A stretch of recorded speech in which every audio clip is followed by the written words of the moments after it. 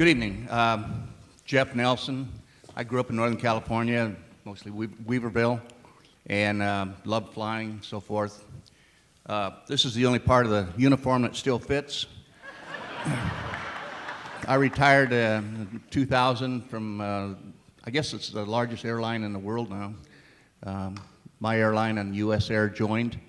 The last 9 years I was an instructor. The last 7 I was the lead instructor at the Flight Academy, largest flight academy in the world outside of the military. So my part of this, when I was first introduced this, I just thought, no way, I don't believe in that, that's impossible. But it did start me looking up. And I started noticing that what was happening in the air was not a natural phenomenon of jet exhaust. You could see some normal jet exhaust. You can still see those. In fact, the pictures up here show some, you see little short ones go by, and then you see these huge, big, long ones. Those long ones are not a natural phenomenon of that jet engine. Basically, it's a hydrocarbon fuel. It comes out the back. It's really hot, and it's got some elements in there. It's CO2, a little bit of vapor and soot, and it's extremely up there in high altitudes, minus 40 degrees, and it comes out the back of the engine, and that moisture turns to ice crystals, and you'll see that white line behind the aircraft, and it dissipates relatively short because that ice supplements back into gas, which becomes air, and it goes away. But when you see these lines that go from horizon to horizon and they stay all day long and spreading, that's not natural. So I don't know where it's coming from. I don't know who's doing it. All I know is what happens with a jet engine in high altitude, and that's what I can testify to. I want to thank everyone for being here tonight because these issues are incredibly important to all of us. I was a weather observer in the U.S. Air Force, and not too long ago a person handed me a video, and it was called Chemtrails over Marin. Well, I had no idea what a chemtrail was. I did know where Marin was because I was going in and out of Marin County a lot in those days. Marin, Sonoma Lake, Napa. I worked in the North Bay a long time. And when I looked at the video, well, they said, because you were a weatherman, can you give me some advice on what you think these aircraft trails are? Well, it didn't take me very long into there to go, my God, I have not been paying attention. Like so many people, I have not been paying attention. It's obvious, they're spraying, but what are they spraying? And how high are they flying, and what is it? You know, I found out it was about 40,000 feet. I took flights across the country, went to New York, went to Chicago. But anyway, I'm seeing this layer at 35 and 40,000 feet and going, how is that possible? In order for a particulate to stay in the sky that long, it has to be nano-size. That has to be really small. I realized that it was a weather modification program, and the biologist in me went, wait a minute. If you start modifying the weather, you're changing your precipitation areas, you're changing the times, you're going to be affecting every species that now is using that water. And if you take the water from one place, somebody else isn't going to get it. Okay? So what we're ending up seeing now is we've got floods right next to droughts. It's a serious situation. You can change your ground microbes, you can change the plants, the timing of the plants and the animals. You can change the whole thing. And I started looking at all the dead trees. I thought maybe it was just sun and high UV. Well, that was part of it. But also, the tests started coming back where we've got literally tons of aluminum. The aluminum that we were finding, I started testing lichens because they only get their stuff from the air. And the lichens basically, the test in Calistoga came out 40,000 micrograms per milliliter, which is huge. There should be 0. And the same thing happened for Middletown. Thank you for inviting me to be here. My name is Dr. Steve Davis. I'm a practicing chiropractor and a traditional naturopath, and I've been at this for over 40 years.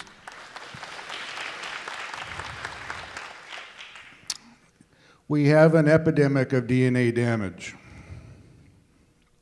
Every time you go to a doctor with a complexing myriad of symptoms and they run a battery of tests and they tell you they don't know what's wrong with you, it fits into a category of your DNA has been damaged somehow and you may never get well. I have been on this quest for over 40 years. I left conventional medicine. I was a physician assistant in the United States Army during the tail end of Vietnam. And when I saw the drama that was going on in Vietnam, and I saw the issues that were happening with our healthcare, I left conventional medicine, went looking for natural medicine to cure those that were in these terrible states. In the DNA damage, you can look up on any Google site and you'll see radiation, chemicals, minerals, toxic elements, or the cause. We live in a sea of ongoing toxic soup, and we all are affected. It is a frog experiment gone bad. Dane just shared what would happen if geoengineering continues to go, and if we continue to have radiation from Fukushima, if we continue to immunize everybody for every scourge, if we continue to modify our food, GMO, if we continue to take conventional and non-conventional medications, it may come quicker. Good evening, everyone. My name is Bill Chappelle. I am a Shasta County Board Supervisor. I'm probably, thank you. I guess I'm in fairly minority here tonight, and I'm not an expert. I don't know really a lot about this geoengineering. I came here for support. I do believe we have something wrong, okay? Something's going on. A few months ago, we did write a letter, and it was at the request of Dane Wigington and part of his committee, or whatever he wants to call it, that came up to our board meeting.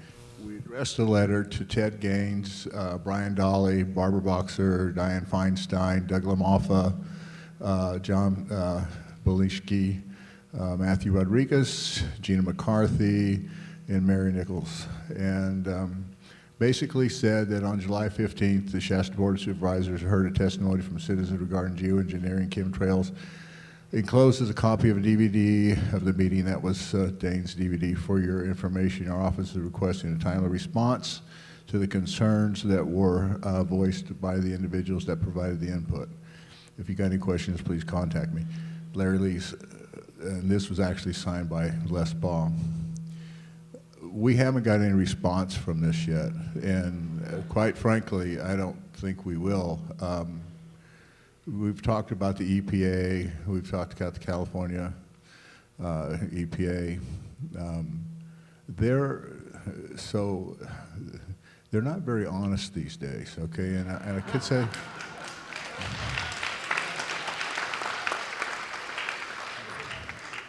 they're somewhat corrupt. I did get some email in my office that they thought I was a Looney Tune for coming here, you know, and they won't vote for me again or whatever, so that kind of happened. But I did get a letter the other day, which was oddly enough, was the date October the 9th, and it was, we received it in our board office October the 20th, and this is basically addressed to the supervisor, and it says, "Dear supervisors, Pacific Gas and Electric Company, located at 77 Beale Street, San Francisco, California, 94105, will continue a weather resources management project, cloud seeding, during the 2014-2015 winter in the Lake Amador, Butte Valley Reservoir, Mountain Meadows Reservoir watersheds. Cloud seeding is the objective of increasing useful participation that will resume after November the 1st, 2014. PG&E staff will monitor the weather conditions forecast and lake levels and make the decisions to seed accordingly." That's proof. I mean, there's nothing there that's that you can say is contradictory or it's not there. You know, one of the problems that occurs when you try to get something done, a lot of people will come to me and they'll say, "Can't you do this? Can't you do that?" No, I can't. I really can't. Very limited on our power. It's kind of a frustrating experience. When I ran, I said, we together can make a difference. And that's actually what I meant. And what happens is that nobody wants to project a bad image, one, for a politician that's voting, how many people you're going to lose or not. If I said tonight you guys are all nuts, none of you would vote for me, right?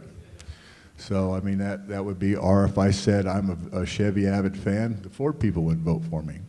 So people that are politicians, they walk this fine line, and they really got to get off of it. I mean, they really do. They've got to get more to where they're actually working for the people. And another thing that happens is money.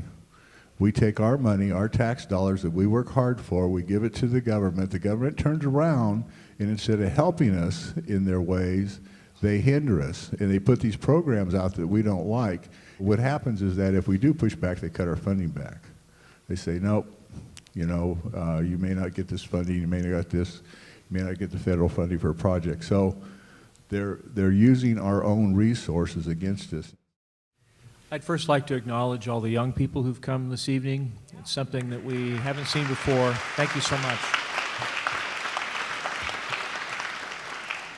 My name is Mark McCandlish, and I worked for 30 years in the aerospace and defense industry as an illustrator, conceptual artist, and a designer. A lot of the projects that I worked on required that I had to be able to cross different fields of endeavor, from material science to engineering to physics. So naturally, when these things started happening in the sky, and many of the defense contractors and aerospace companies that I work for design and build aircraft like Boeing, McDonnell Douglas, Rockwell, I began to become curious about what was going on. I was skeptical at first. I honestly didn't believe there was anything to the idea of chemtrails. Then around 2001, there was a headline in the newspaper. Now, this headline came 2 days after a sequence of heavy spraying over the Redding area, and I noticed the trails were persisting for most of the day. And that headline said, "Area hospitals report dozens of patients claiming respiratory distress." And that's when I began to suspect that there was something going on. So I began using the internet, like probably many of you have, and I began looking for what the materials were that were being used and why. Now, there's an awful lot of technical material behind what you're seeing. For one thing, these particles, these nanoparticles that are being put into the air, not only help to shield the ground from the sun and block and reflect the sunlight, which can change the temperature of the air mass below that, make it cooler, make it come together and compress. But it can also be bombarded with microwave radiation from the ground. And if you match the frequency of these particles in just the right way, these particles will begin to heat up in the air, and that heat is transferred to the surrounding air mass. Now, it only has to be a mild amount of heat. It can be 135 degrees. But if you have countless, trillions of these particles suspended in the air that are all being painted with this signal, they will all heat up at the same time, and they will carry that air mass and all the moisture that's in it to a higher altitude where it will condense and become a powerful low-pressure system. Now, people question whether it's possible to manipulate the weather, to steer the jet stream. You have to remember that when you put a coating over a surface and it cools down the air mass below that, the air comes together, it condenses. When you heat up the air mass, it rises and expands. And so by controlling where and when these events occur, you can actually control the flow of the jet stream. A few years ago, it was discovered that the amount of snow that fell in the Himalayas near Mount Everest would actually control where the jet stream went over the course of the following year. And that's just one location on the planet. But if you have thousands upon thousands of planes spraying this material in different regions around the world, all at the same time, you can just imagine the amount of chaos that this will throw into the weather system for the entire planet. Now, the other side of this, of course, is the toxicology, the toxic effects that these materials have. Now, if this ball right here was a red blood cell, something you can't even see without a microscope, you could line 50 of these particles up next to a single red blood cell. That's how tiny they are. They can be absorbed right through the skin, and of course, there's almost no filtration system that you can wear that will prevent these things from being introduced into your body during respiration. It was an Air Force study, United States Air Force study that was conducted between 1993 and 2001. It was called In Vitro Toxicity of Aluminum Nanoparticles in Rat Alveolar Macrophages. Sounds real technical, but all it says is aluminum nanoparticles have a toxic effect on the white blood cells, the part of your immune system that exists right in your lungs, in the alveoli, the little air sacs that expand and contract when you breathe. Okay, this is your first line of defense against infection. So if you are able to suppress the activity of the immune system in the lungs, it means that anything else you put into the air, it'll go right into your system without your being able to defend against it.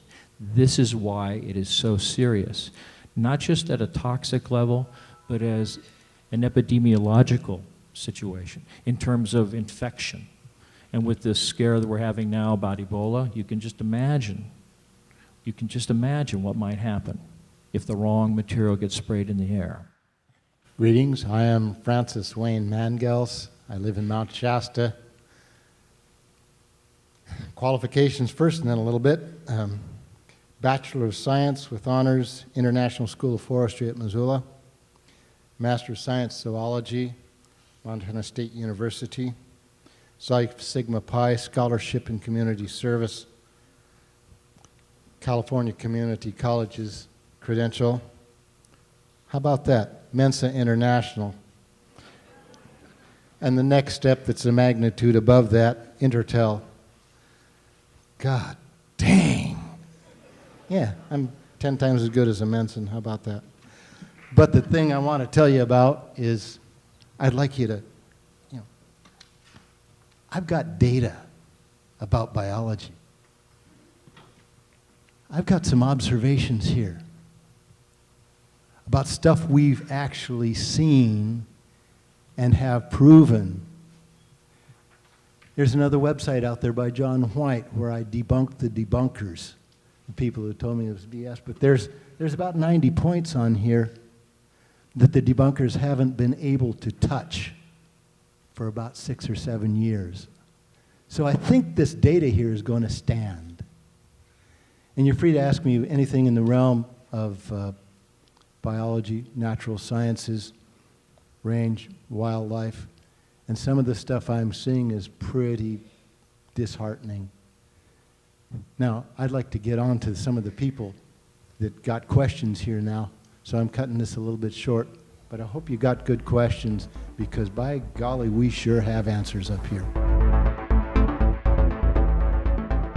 I had a conversation with a geoengineer over in the United Kingdom, and he told me when I began to discuss chemtrails, he said, I'm a scientist, that's bunk, and the only way you're going to show that to me was one of two ways. He said, you're going to either capture the cloud and break it down to its elements, or he said you can use what's called spectrum analysis. And basically there are units that you can stand on the ground, and they can, I guess it's a laser device, they can see into it, and they use this to see atmospheres and other planets. And basically, you can see what those elements are of the chemtrail. My question is, as scientists, how does that sound? Yes, it's possible to do a spectrum analysis of the particles that are in the air. There are also aircraft that can fly through those clouds and make a collection of samples, which can then be analyzed in a mass spectrometer, which is it's kind of like a laser that vaporizes anything that's in the collected sample, and each of those particular elements will show up in a particular, it's like a rainbow scan, and it'll produce spikes wherever there is a particular color that's produced by each of the unique elements that are in it. Yes, yes it would. Obviously, we got to stay strong in this, because this is going to be a longer battle. What's your best guess of homespun trying to clean up this air for our, in the car and also at home? What's your best guess at cleaning up this air so we stay a little healthier? Thanks. Short answer, There is no filter that we know of that's going to take out a particle that's 1/1000th of a meter in size. So you're stuck with breathing it. This stuff shows up in the water. We have a rain sample right in front of me right here. No, you can't filter it out of water either. There's no way to get 1/1000th of a meter particle out of there.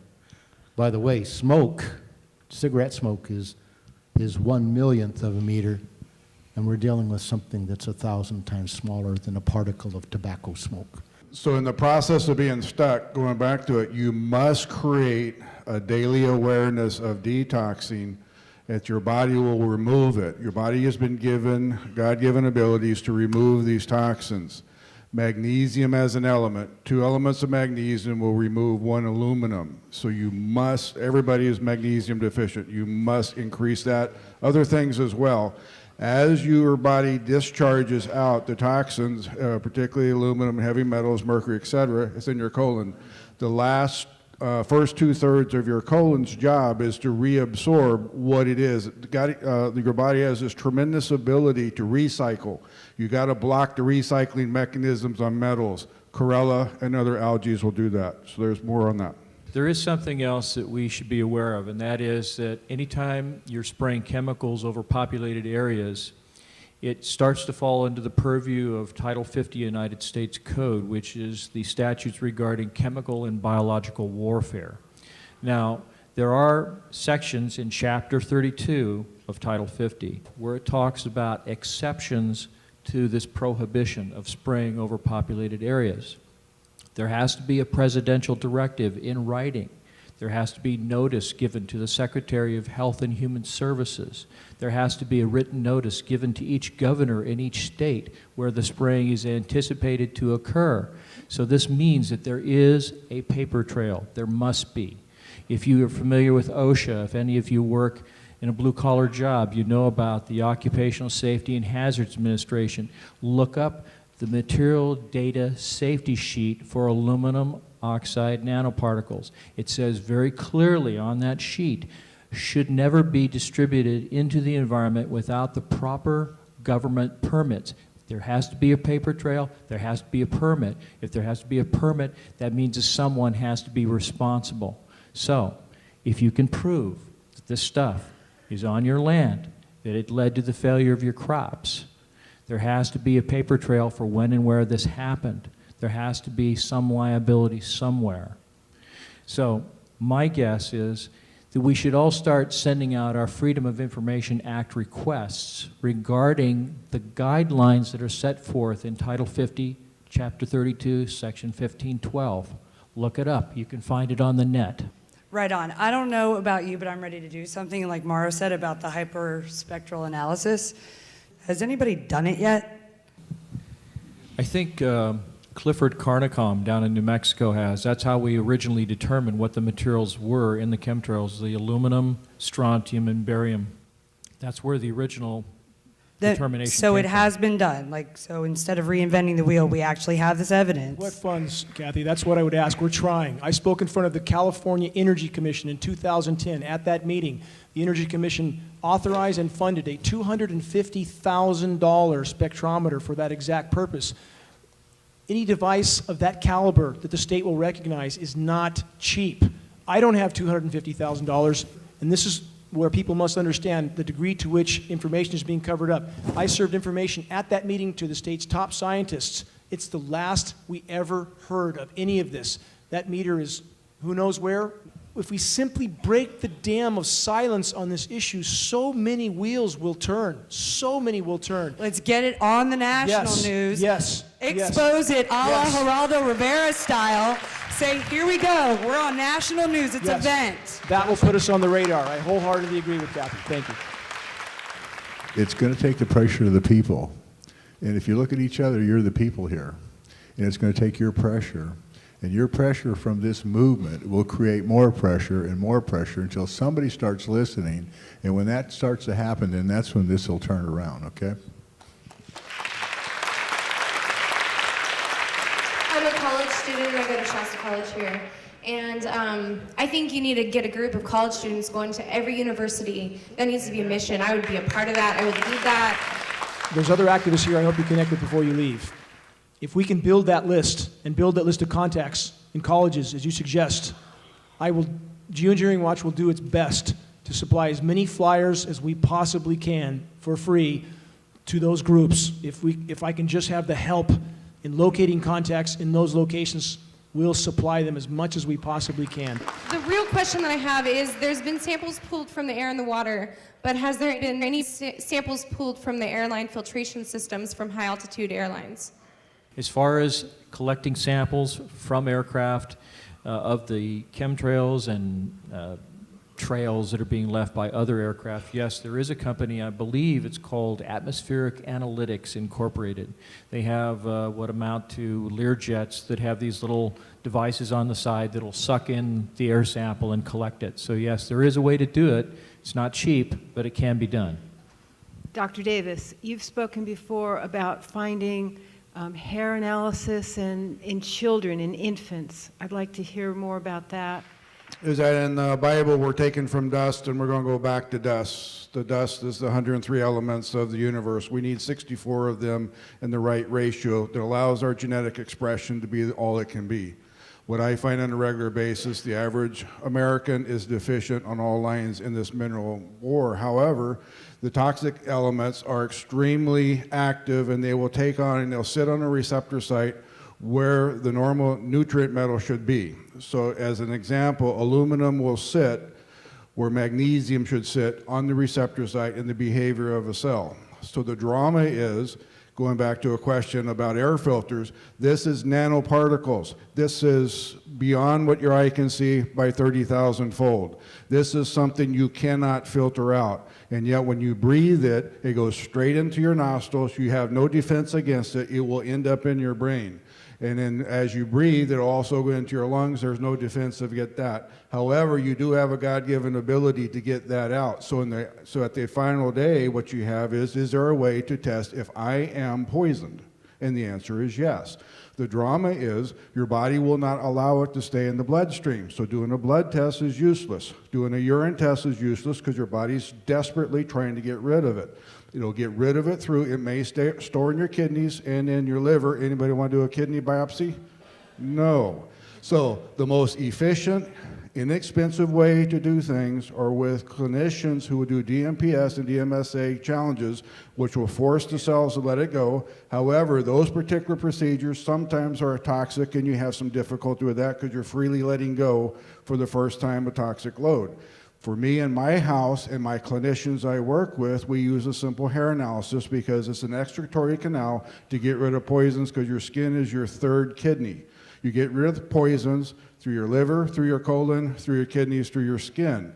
And your hair just happens to be living in your skin. So whatever is in your bloodstream will show up in your hair. So the point is, question, taking baby's hair and then shaving it, sending it off to a CSI lab, and getting an analysis back.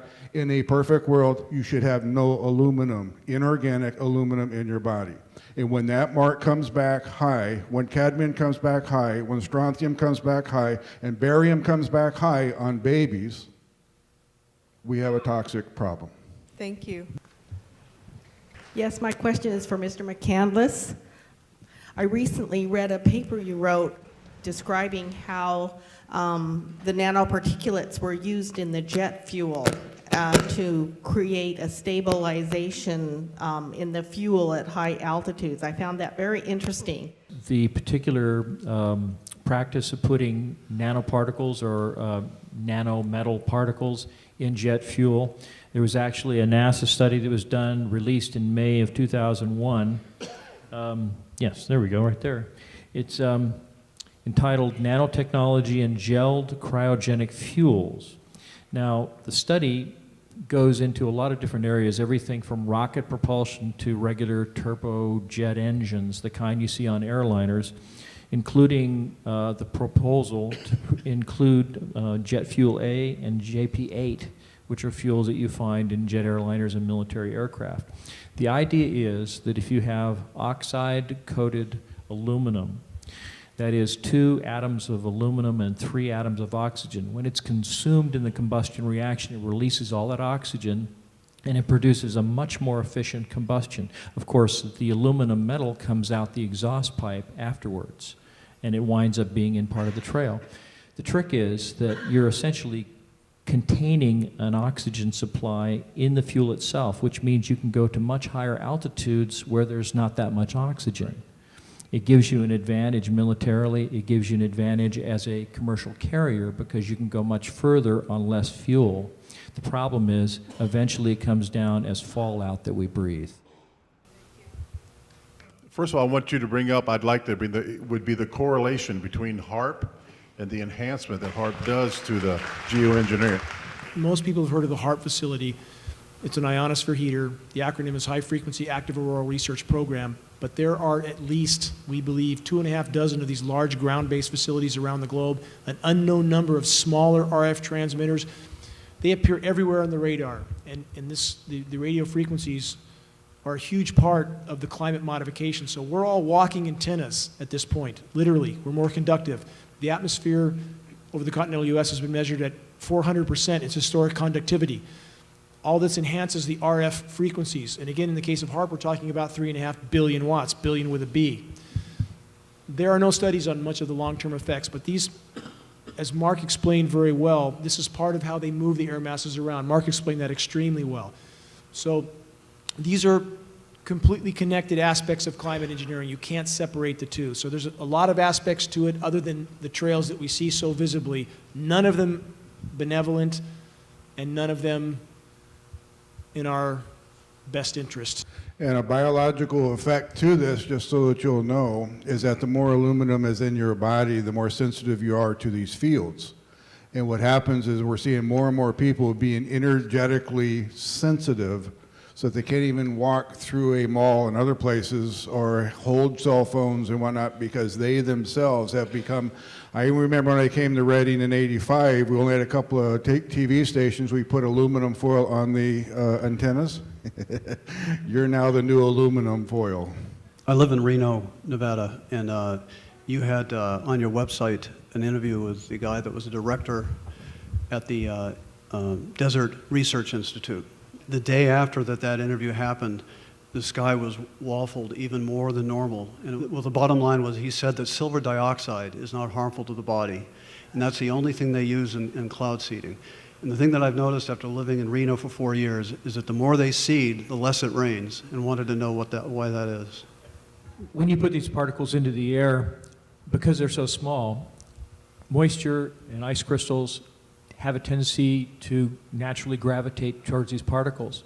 If you heat the particles up, you can then carry the moisture to a higher altitude where the jet stream will carry it further downstream like a conveyor. So you can prevent the rain from falling where it would normally fall. That's one of the reasons. And because they're preventing the rain from falling right here in California, anywhere on the east of the Mississippi when it's got to rise again, they're getting rained on like hell. So all that stuff following in Tennessee and Arkansas is California water.